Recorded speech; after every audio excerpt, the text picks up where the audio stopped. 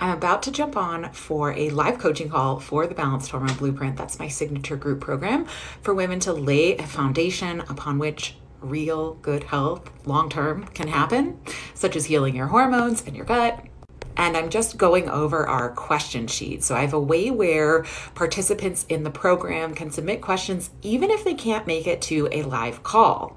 And one of the questions that came in, I think, is one that maybe you might be having right now, which is, what is my best tip or are my best tips for getting back on track after the holidays?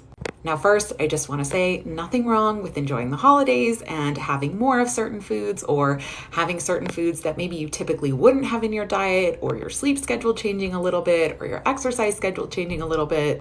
In the grand scheme of things, most of the time I find my clients take maybe a week where they're out of their typical routine. So first I want to say, don't sweat it. I find that actually it's when we're living in the past that we tend to influence our future negatively.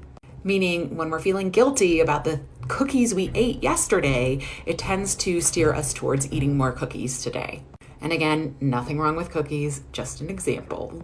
So once you start focusing on the present, that is the first helpful thing. Next is get back to the basic habits that you know make you feel good, but don't try to get back to every single habit that you maybe were up to before this blip happened. So focus on the top one or two things that gives you a lot of bang for your habit buck. So maybe it's focusing on your sleep schedule, getting away from screens late in the evening so that you can fall asleep earlier and wake up feeling refreshed. And maybe it's making sure that cooked veggies show up on your plate at every meal. And then build from there. Now, if you're like a lot of women I've been chatting with recently, maybe you're dealing with some increase in bloating after some holiday eating.